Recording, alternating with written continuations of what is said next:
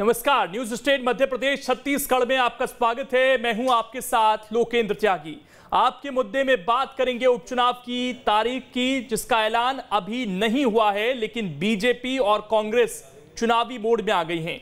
दोनों दलों में बैठकों का दौर जारी है। बीजेपी संगठन के स्तर पर कार्यकर्ताओं में जोश भर रही है, तो वहीं वोटर्स को साधने की भी हर संभव कोशिश हो रही है, चाहे विकास की योजनाओं के जरिए हो या वर्गों के हितों से जुड़े फैसले। कांग्रेस कोरोना के बहाने सरकार पर सवाल उठा रही है, लेकिन सवाल उठता है कि कांग्रेस को कोरोना की चिंता है तो क्या वो अपने आप को उपचुनाव से अलग करेगी? इसी पर करेंगे चर्चा। कुछ खास मेहमान भी हमारे साथ जुड़ेंगे, लेकिन उससे पहले आज की रिपोर्ट आप देखिए। मध्य प्रदेश में बीजेपी पूरी तरह से चुनावी मोड में आ चुकी है। बैठकों और सभाओं का दौर जारी है। मंत्रियों से लेकर कार्यकर्ताओं को जिम्मेदारी सौंपी गई है। जनता से जुड़ने और कार्यकर्ताओं में जोश भरने के लिए पार्टी ने कई कार्यक्रमों की रूपरेखा भी बना ली है। वहीं सरकार के स्तर पर भी कई फैसले लिए जा रहे हैं, जिससे वोटरों को साधा जा सके। शुक्रवार को भोपाल में बीजेपी की बैठक के बाद प्रदेश बीजेपी अध्यक्ष ने जानकारी भी दी। बीजेपी के पितृ पुरुष कुशाभाऊ ठाकरे की जन शताब्दी मनाने का फैसला। 30 अगस्त को जिला मंडल और बूथ स्तर पर मनाया जाएगा समारोह। बीजेपी कार्यकर्ता वोटर लिस्ट लेकर वैक्सीनेशन लगवाने का काम कर रहे। चुनाव भी हमारा एक कार्यक्रम है। हर काम को संगठन से जोड़कर किया जाता है। सत्ता और संगठन के समन्वय के साथ काम करने के निर्देश। सरकार के स्तर पर भी जनता से जुड़े फैसले तेजी से लिए जा रहे हैं। ओबीसी और आदिवासी वोटों के साथ गरीब वोटरों को साधने की कोशिश की जा रही है। 15 नवंबर को बिरसा मुंडा की जयंती मनाने का सरकार ने फैसला लिया है। बिरसा मुंडा की जयंती पर सरकारी छुट्टी का ऐलान। ओबीसी वर्ग को 27% आरक्षण दिलाने का सरकार ने लिया फैसला। कोर्ट से आरक्षण पर लगी रोक को हटाने के लिए याचिका दायर। सुप्रीम कोर्ट के वरिष्ठ वकीलों से पैरवी कराने का फैसला। जिस विभाग में कोर्ट की रोक नहीं, वहां आरक्षण लागू करने की तैयारी। आरक्षण लागू करने के लिए एडवोकेट जनरल से सलाह ली जा रही। वहीं खंडवा पहुंचे सीएम ने प्रधानमंत्री आवास योजना की राशि गरीबों के खातों में ट्रांसफर की। अवैध कॉलोनियों को वैध करने का ऐलान किया। वो गांव में रहते हो, वो शहर में रहते हो, आश्वस्त करना चाहता हूं, मध्य प्रदेश में कोई गरीब बिना छत के नहीं रहेगा। हम भव्य बंगला नहीं बना सकते, छोटा सा मकान तो बनाने के लिए पैसा दे सकते हैं, जिसमें अपने बच्चों के साथ वो चैन से रह सके। तब तो आजादी उसके लिए आएगी ना। ऐसा नहीं है कि बीजेपी ही चुनावी मोड में है, कांग्रेस भी चुनावी मोड में है। कांग्रेस भी वोटर्स को साधने के लिए कई कार्यक्रमों के आयोजन की तैयारी कर रही है। वहीं कांग्रेस बीजेपी पर निशाना भी साध रही है। पूर्व सीएम और प्रदेश अध्यक्ष कमलनाथ ने ट्वीट कर निशाना साधा। एक दिन पूर्व शिवराज जी इंदौर में कोरोना की तीसरी लहर की आशंका व्यक्त करते हुए धर्म गुरुओं से लेकर तमाम जनता से बड़े आयोजन से बचने की गाइडलाइन के पालन की सीख दे रहे थे, और अगले ही दिन भोपाल में आकर भाजपा की चुनावी रैलियों को लेकर बड़ी बैठक और आज उपचुनाव वाले क्षेत्र खंडवा में नारियल फोड़ने का कार्यक्रम। अब फिर प्रदेश में उपचुनावों को देखते हुए झूठे नारियल फोड़ने, झूठे भूमि पूजन और झूठी घोषणाओं के नाम पर जनता को गुमराह करने का खेल शुरू। नियम कायदे के पालन की सीख सिर्फ जनता के लिए, सरकार तो लग गई चुनावी तैयारियों में। मध्य प्रदेश विधानसभा चुनाव के 2 साल बचे हैं। उससे पहले 1 लोकसभा और 3 विधानसभा सीटों पर उपचुनाव होने वाले हैं। बीजेपी और कांग्रेस दोनों के लिए चुनाव प्रतिष्ठा का सवाल है, इसलिए दोनों में से कोई भी पार्टी किसी तरह का रिस्क लेना नहीं चाहती। Team news state.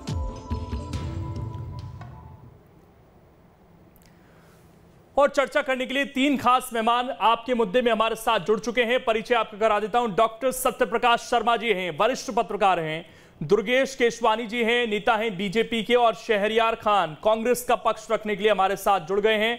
आप तीनों का स्वागत करते हुए शुरुआत शहरयार खान जो आपके साथ, क्या कांग्रेस इस चुनाव के लिए तैयार नहीं है?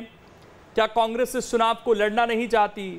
क्या कांग्रेस ये चाहती है कि मध्य प्रदेश में अभी कोविड पर पूरा फोकस रहे, चुनाव ना हो? ये आप खुले तौर पर कहेंगे? क्योंकि जब चुनाव नहीं होते हैं तो आप लोग ये कहते हैं कि भाजपा चुनाव से भाग रही है।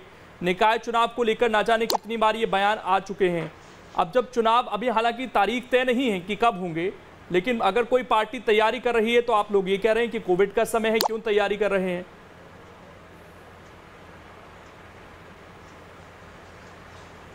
देखिए लोकेश जी, कांग्रेस कभी भी लोकतंत्र के इस पर्व से भागने का काम ना पहले करा है, ना आप करेगी, ना आगे करेगी। लेकिन आपने जो सवाल करा कांग्रेस क्या चुनाव से भाग रही है, तो इससे प्रत्युत्तर में भाजपा के नेताओं से जो प्रवक्ता बैठे हैं उनसे भी जवाब चाहूंगा। और हमारे घोषणावीर मुख्यमंत्री जी मध्य प्रदेश की 7.5 करोड़ जनता को ये आश्वस्त कर दें, क्या पूरे मध्य प्रदेश में अभी कोरोना के बाद वैक्सीनेट कर दिया है उन्होंने? क्या जीवन से ज्यादा चुनावी जीवी लोगों के लिए चुनाव की बेला अपना जो है स्वार्थ साधने का विषय है? क्या मध्य प्रदेश में कोरोना में इस सरकार ने अपना दायित्व को ईमानदारी से निभाया है? क्या कोरोना के बाद की उत्पन्न हुई स्थितियों में क्या लोगों के जो रोजगार गए हैं, क्या इस सरकार ने वो सुनिश्चित कर दिए हैं? ये चुनावी जीवी जब भी जहां चुनाव इनको दिखता है तो हमारे घोषणावीर मुख्यमंत्री अपनी डपली अपना राग लेके वहां पहुंच जाते हैं। और आज हमने खंडवा में भी देखा, उन्होंने जिस तरह से पिटारा खोला है घोषणाओं का, वो किसी से छुपा नहीं है। चलिए, जो सवाल आपने पूछे इसका जवाब मैं लूंगा दुर्गेश जी से, बता दूं जब मैं इसका जवाब लूंगा, लेकिन मैं थोड़ा सा सवाल सरल कर देता हूं आपके लिए। कांग्रेस पार्टी का स्टैंड क्या है अभी? क्या वो चुनाव चाहती है या नहीं? सीधा सा सवाल जवाब लीजिएगा कि इससे पहले हुए उपचुनाव में ये हमारे चुनावी जीवी मुख्यमंत्री ने जो घोषणाएं करी थी, क्या उनका क्रियान्वयन हो चुका है? ये बता दें आप खंडवा वो पूछ लूंगा, मैं पूछूंगा सर, मैं पूछूंगा। अभी मैं सीधा स्पष्ट सवाल, ये लोग मेरा सीधा और स्पष्ट सवाल आपसे, मैं सारे सवाल पूछूंगा। हो चुके हैं 16 साल में शिवराज सिंह चौहान के चरित्र से कि ये वो घोषणावीर हैं। सर सवाल पूछने आए हैं या जवाब देने आए हैं? तारे तोड़ के लाके देने की झूठे वादे भी कर सकते हैं। सवाल पूछने आए केवल या जवाब देने भी आए? बिल्कुल सवाल भी पूछूंगा इस सरकार से। तो मैंने कहा ना सर, सारे सवालों का जवाब मैं लूंगा। मध्य प्रदेश मैं बीजेपी से सारे सवालों का जवाब लूंगा। मैं बहुत सरल सा सवाल आपसे पूछ रहा हूं, क्या कांग्रेस पार्टी अभी चुनाव चाहती है या नहीं चाहती है? और अगर घोषणा हुई तो आप लोग चुनाव में उतरेंगे या नहीं उतरेंगे? सीधा सा सवाल है मेरा। देखिए, बिल्कुल सीधा सा जवाब है। पूरे दमखम के साथ हम कमलनाथ जी के नेतृत्व में मध्य प्रदेश में होने वाले उपचुनाव में उतरेंगे भी और जीतेंगे भी। मध्य प्रदेश ने बता दिया है कि इनकी काट की हांडी बार बार नहीं चढ़ने वाली है। दमोह इसका उदाहरण है कि 17,000 से अधिक वोटों से मध्य प्रदेश की दमोह की जनता ने इनको नकारा है। और शिवराज जी की तो फिर कोरोना बहाना क्यों सर? साल में भाग चुके हैं। फिर कोरोना बहाना क्यों है? फिर कोरोना को लेकर सवाल क्यों? अगर आप भी दमखम के साथ चुनाव में उतरेंगे, अगर आप भी तैयारी कर रहे हैं, तो कोरोना तो एक बहाना है सिर्फ निशाना साधने के लिए। नहीं, बहाना नहीं है लोकेश जी। आप बताएं, जब हमारे मुख्यमंत्री एक दिन पहले इंदौर में ज्ञान पेल के आए हैं कि मध्य प्रदेश के आम लोगों को तो कोरोना की गाइडलाइन मानना चाहिए, लेकिन भाजपा के सम्मेलनों में, भाजपा की मीटिंगों में, भाजपा को चुनाव में कोई गाइडलाइन की जरूरत नहीं है। बंगाल में तो हो जाता है। बंगाल में तो राहुल गांधी कहते थे ना, देखे दमोह चुनाव में कि हम नहीं करेंगे प्रचार, हम नहीं जाएंगे रैलियों में, कोविड फैल रहा है। तो मध्य प्रदेश में भी करें ना सर? बिल्कुल, हाँ बिल्कुल। वहां की स्थिति, ये केंद्र सरकार ने पूरी अपनी केंद्र की सरकार और 17 मुख्यमंत्री लगा दिए थे वहां की जनता के साथ खिलवाड़ करने के लिए। और ये लोग नारे लगा रहे थे 2 मई दीदी गई के।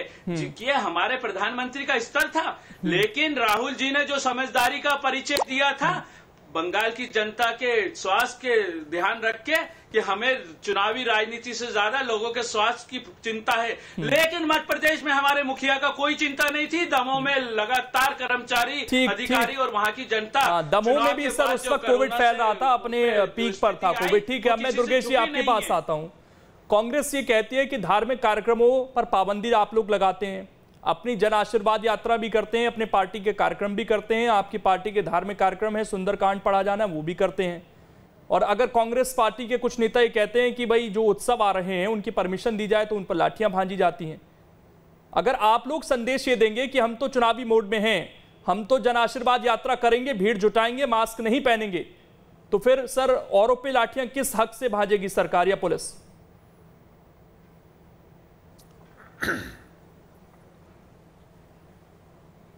देखिए लोकेन जी, सबसे पहले तो जो कांग्रेस के प्रवक्ता साथी हैं संवैधानिक भाषा में बात करेंगे तो जनता को सुनने में भी मजा आएगा और इनको अपनी बात रखने में भी सही लगेगा। संवैधानिक भाषा में ही बात करना चाहिए।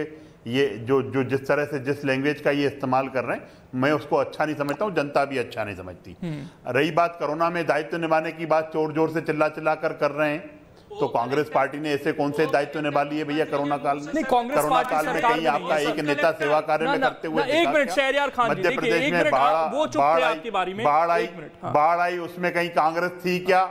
कहीं नहीं सर, ये बताइए सीधा सा सवाल है, कहीं बाढ़ आई तो कहीं सेवा के प्रकल्पों में कहीं कांग्रेस थी क्या? नहीं थी। मगरमच्छ के आंसू दुर्गेश जी, मैं उसी पे लोकेन जी, मैं आपकी बात पे भी आ रहा हूं। लोकेन जी, अगर आपने बोलिए सर, बोलिए।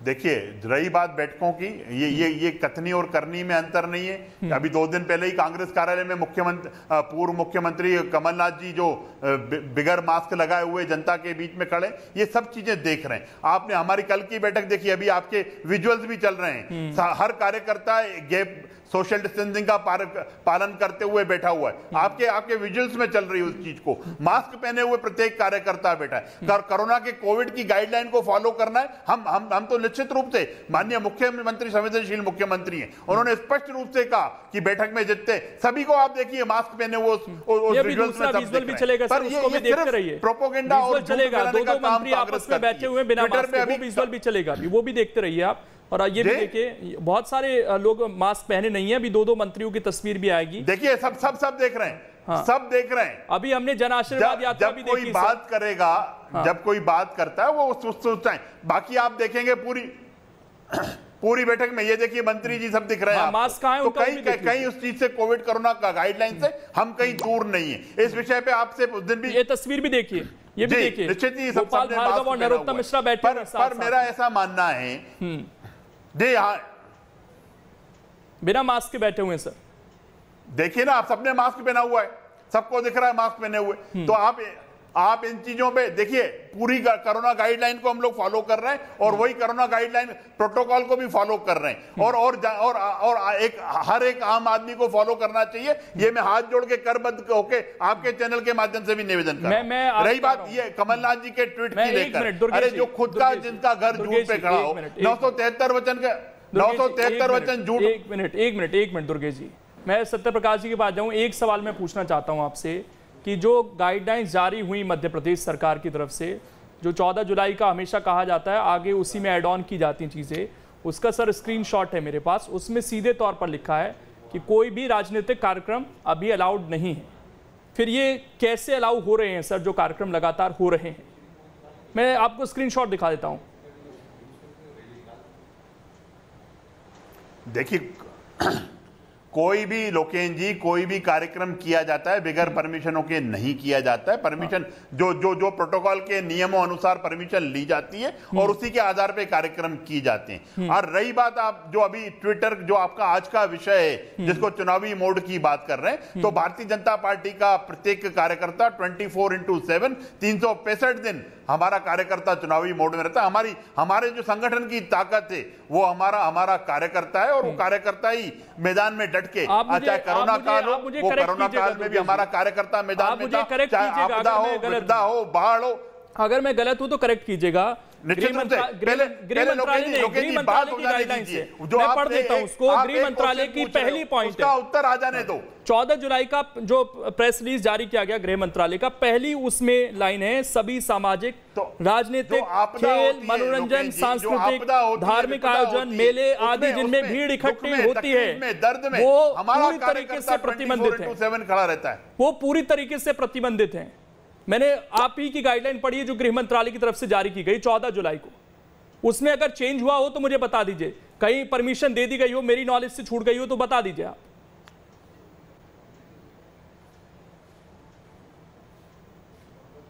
देखिए लोकेन जी, मैंने आपको स्पष्ट बताया, कोई भी बगैर परमिशन के कार्यक्रम जो होते हैं वो बगैर परमिशन के नहीं होते हैं। और उसमें निश्चित ही प्रत्येक, चाहे कांग्रेस का भी होगा, कांग्रेस ने अभी 2 दिन पहले जो यात्रा निकाली थी, तो मुझे लगता है कि ये सिर्फ अपन इसी मतलब अगर गृह मंत्रालय की गाइडलाइन से कोई मतलब नहीं बनता, अगर उसका पालन नहीं, कोई मतलब नहीं बनता उस गाइडलाइन का, कार्रवाई, बाकी प्रोटोकॉल का पालन उसमें कोई मतलब नहीं बनता। मैं अब डॉक्टर सत्यप्रकाश जी के पास आ रहा हूं सर। बिल्कुल, अक्षर उसमें कहीं लिखा नहीं है इस तरह की बात कि आपको गाइडलाइन का पालन करना है। उसमें साफ लिखा है कि प्रतिबंधित है, जिस जगह पर भीड़ इकट्ठी होगी प्रतिबंधित है। सर मुझे इतना समझ आता है डॉक्टर सत्यप्रकाश जी, ये जिस तरह की चीजें हो रही हैं चुनावी मोड में तो हैं, कोरोना को हथियार भी बनाया जा रहा है, लेकिन दोनों चुनाव में जाना चाहती हैं, ये साफ है।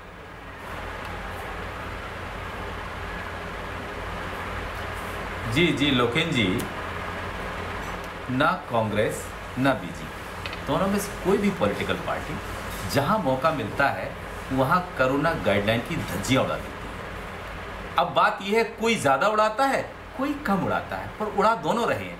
जो आपने 14 जुलाई की जो गाइडलाइन, जो प्रोटोकॉल की बात की है, उसका तो किसी भी कार्यक्रम में माहौल उड़ाया दोनों पार्टी में देखा जा सकता है। लेकिन सवाल यहाँ उठता है कि जब कहते हैं, जब कोई धार्मिक आयोजन होता है या कोई सामाजिक आयोजन होता है, उन आयोजनों पर पूरे नियम लागू होते हैं। ये कहीं ना कहीं इस सरकार की या वो जो प्रशासनिक अधिकारी हैं उनकी वर्किंग पर एक बड़ा प्रश्न चिन्ह लगाते हैं उस जिले में जहाँ ये कार्यक्रम कंडक्ट हो रहा है। एक बात। अब दूसरी बात बताते हैं हम आपको कि आज का जो समय है, ये जो 4 बाईपोल्स होना है, इंक्लूडिंग 1 लोकसभा कॉन्स्टिट्यूंसी इन खंडवा, इन सबको मिलाकर ये कहीं ना कहीं शिवराज सिंह गवर्नमेंट का लिटमस टेस्ट होगा। आपको बताएं, बीजेपी बिल्कुल ऐसी पार्टी है जो बाकी round the clock election mode में रहती है, इसमें कोई दो राय नहीं है। उनकी बैठकें, उनके सेमिनार्स, ये सब उनके चलते रहते हैं। लेकिन कांग्रेस भी बहुत उत्साहित है, क्योंकि आपने देखा होगा पिछला जो दमोह का बाईपोल हुआ उसमें कांग्रेस ने एक अच्छी जीत हासिल की है, तो कांग्रेस उत्साह से भरी है। अब कांग्रेस के पास 2-3 बहुत अच्छे बिंदु हैं जो इस इलेक्शन में बड़े महत्वपूर्ण होंगे। एक तो इन्फ्लेशन यानी महंगाई एक बड़ा कांग्रेस मुद्दा उठाएगी। दूसरा जो लड़ाई है वो मेन चीज ओबीसी को 27% आरक्षण, इस दोनों पर, इस इशू पर दोनों पॉलिटिकल पार्टी अपने अपने दावे और एक दूसरे के फेल्योर की बात करेगी।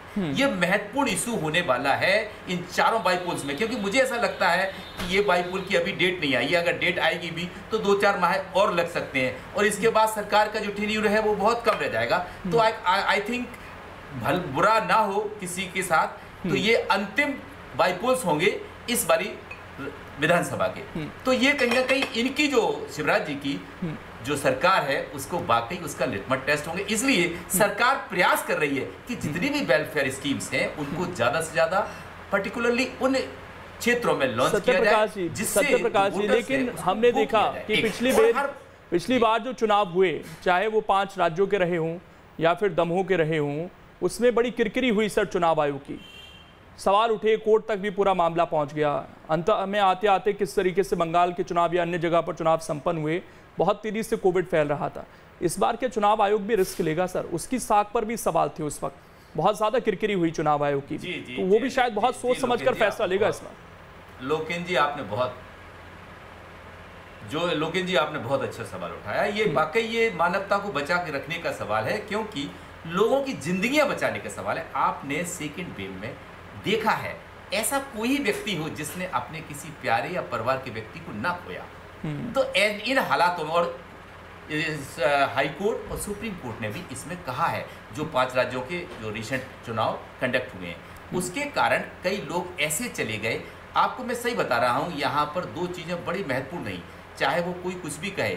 एक तो हरिद्वार का कुंभ, उसको इतने ब्रॉड रूप में, एक धार्मिक मान्यता है, उसको एक सिंबॉलिक रूप में किया जा सकता था। मैं भी हिंदू हूँ, मैं भी उसको प्रेफर करूंगा कि होना चाहिए, लेकिन लार्ज स्केल पर उसका होना ये कहीं ना कहीं इन हालातों में वो भी गलत है, और चुनाव तो सरासर गलत है। जब यूपी के पंचायत चुनाव भी हमने देखे कि वहाँ कितने लोगों की मौत हो गई, कोविड कितनी तेजी से गाँव में फैला, ऊपरी की वो सारे उदाहरण हम सबके सामने है। मैं आपको ये बिल्कुल बात बिल्कुल सही कह रहे हैं लोकेन जी, लोकेन जी ये बात बिल्कुल सही है। इन हालातों में अगर इलेक्शन कमीशन डिसीजन लेता है तो बहुत सोच समझ के लेगा। तभी तो मैंने कहा कि अभी कोई निश्चित नहीं है कि इलेक्शन कमीशन मध्य प्रदेश के इन 5-4 बाईपोल्स पर कोई डिसीजन ले। शहरयार खान जी, एक बात बताइए सर, एक बात बताइए, ऐसा भी नहीं, हम केरल में देख रहे हैं सर, वहां पर किस तरीके से छूट दी गई और अब उसका नतीजा क्या हो रहा है। लगभग 60% केस वहां से सामने आ रहे हैं।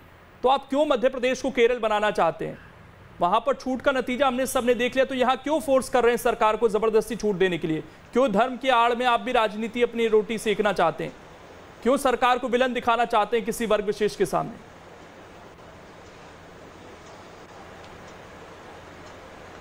देखिए लोकेश जी, कांग्रेस पार्टी वो संवैधानिक लोकतांत्रिक पार्टी है जिसने देश की आजादी से लेकर देश के निर्माण में अपनी शहादतें दी हैं, अपना खून बहाया है। कांग्रेस पार्टी कभी भी इस तरह का कोई कृत्य नहीं करेगी जिससे देश की जनता, प्रदेश की जनता को नुकसान हो।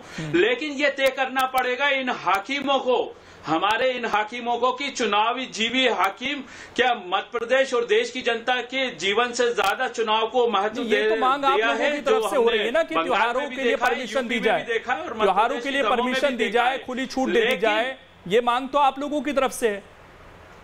ये केरल में देखा ना बकरीद की छूट के बाद क्या हालात बने वहां पर। भानुमति ने कुंबा जोड़ा, किस उसमें पढ़ के आ जाते हैं। देखिए बकरीद की छूट पूरे देश में थी लोकेश जी, आप केरल को मत बोलिए, पूरे देश में आज कोरोना नियंत्रण में है। और अगर इसके साथ मध्य प्रदेश में कोरोना गाइडलाइन के तहत जो राजनीतिक यात्राएं भाजपा निकाल रही है बेशर्मी से, जन आशीर्वाद, किस बात का जन आशीर्वाद? उस पर तो सवाल है ही, उस पर सवाल पूछिए ना सर आप, उस पर तो हम भी रोज सवाल पूछते हैं, हम रोज तस्वीरें दिखाते हैं। करें कि हमने मध्य प्रदेश की जनता को क्या दिया है, उस पर तो रोज हम भी सवाल पूछते हैं। लेकिन जी बात वही है कि देश और प्रदेश की जनता पे सारे कोविड के नियम लागू हों, लेकिन हमारे मध्य प्रदेश के हाकिम चुनावी चुनाव में जाने के लिए आतुर हैं। और आप ही का सवाल है कि आप चुनाव से डर रहे हैं। अरे चुनाव आयोग चुनाव करवाता है मेरे भैया। चुनाव जब होंगे तो हमें भी राजनीतिक पार्टी की तरह चुनाव में जाना पड़ेगा। चलिए दुर्गेश जी, आपका आखिरी कमेंट सर। जरूरी है क्या अभी भीड़ जुटाना? अभी बचा जा सकता है क्या चीजों से जब तक वैक्सीनेशन पूरा नहीं होता? भारतीय जनता जल्दी से आखिरी कमेंट दुर्गेश जी आपका।